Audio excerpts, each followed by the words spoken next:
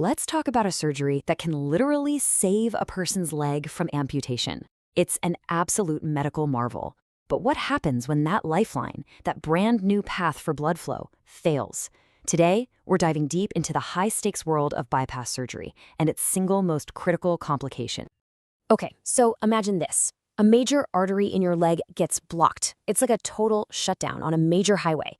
What surgeons do, in essence, is build a detour. They create a bypass, a brand new express lane, using a piece of vein or a synthetic tube to get blood around that blockage. It's all about restoring that vital circulation down to the foot. But here's the billion-dollar question. What happens when that brand new highway suddenly slams shut?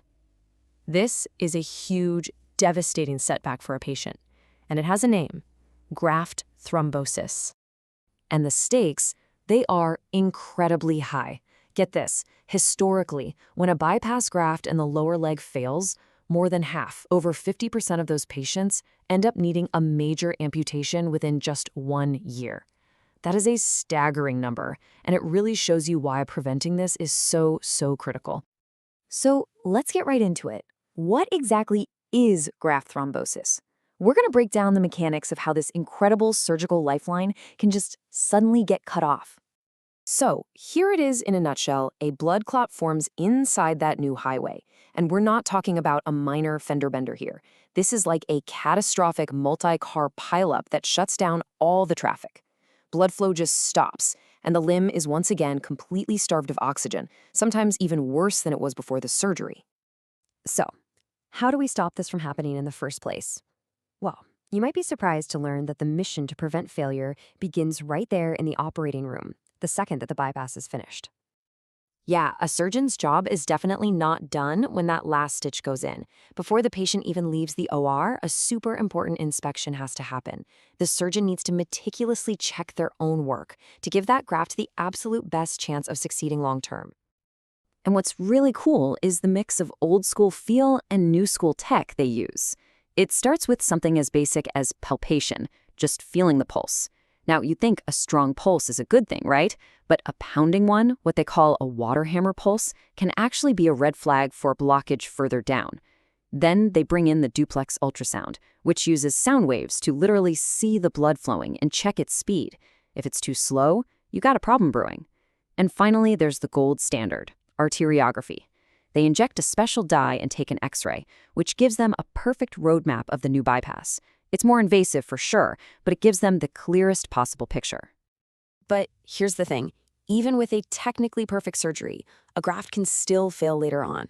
So now let's look at the timeline of failure, because it turns out that when a graft fails tells you a whole lot about why it failed. This timeline is absolutely crucial. If a graft fails in that first month, it's almost always a technical issue from the surgery itself, or maybe a problem with the arteries it's connected to. But look at that midterm period. This is fascinating. The body's own healing process can become the enemy. It builds up this thick, scar-like tissue inside the graft that's intimal hyperplasia, and it slowly chokes off the blood flow. And failures way down the road, years later, that's usually the original artery disease just progressing and causing new blockages. So who's at a higher risk for this? Well, research gives us some pretty clear pointers. On the patient side, things like being younger, being female, or continuing to smoke, they all bump up the risk.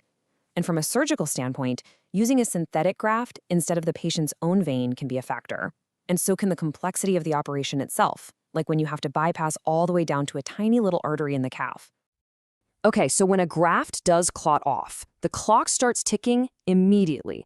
The response is what we call a salvage mission, and it has one single urgent goal: save the limb. The response plan is swift and it's methodical. First things first, assess the limb. How bad is it? How quickly do we need to act? Step 2, start anticoagulation.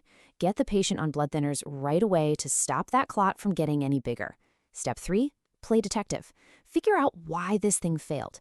And then finally, step 4, choose the treatment. Based on everything you've learned, you pick the best strategy to get that blood flowing again. And that basically brings us to two main paths for a salvage mission. On one hand, you've got thrombolysis.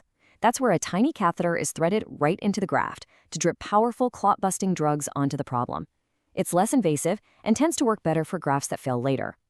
On the other hand, you've got surgical thrombectomy. This is open surgery, going back in, opening up the graft, and physically pulling the clot out. It's more invasive, yeah, but it's often the go-to for early failures because it lets the surgeon fix any technical issues they find right then and there. But this chart, this shows the harsh reality of the situation. Salvaging a graft that fails early is incredibly difficult. If you go in with surgery, only about 38% of those grafts are still open and working a year later. And if you use the clot-busting drugs for these early failures, that number drops to around 15 to 20%. The long-term results are, as one of our sources puts it, frankly, disappointing. And all of this brings us to what might be the most important point of all. A patient's journey isn't over when they walk out of the hospital with a working bypass. Actually, it's just beginning. You see, a bypass graft isn't a cure for arterial disease. It's a treatment. The underlying condition that caused the blockage in the first place, it's still there. So keeping that new bypass open for the long haul requires a continuous, lifelong partnership, a real commitment from both the patient and their entire medical team. So what does that partnership actually look like? Well, from the medical side, it means lifelong surveillance, getting regular ultrasounds to catch problems before they cause the graft to fail. It means being ready to step in and fix any new narrowing that pops up. And for the patient, it's about a deep personal commitment.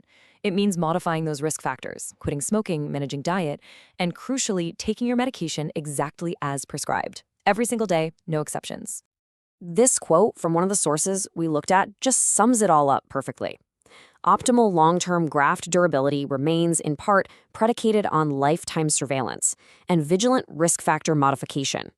In other words, the surgery is just the opening act. The real work, the work that makes it last, happens in all the months and years that follow. And that really leaves us with this final thought. Modern medicine can perform this incredible feat, giving a limb a second chance when it was otherwise lost. But making that second chance last for a lifetime, well, that takes more than just surgical skill. It takes a profound and an enduring commitment to health.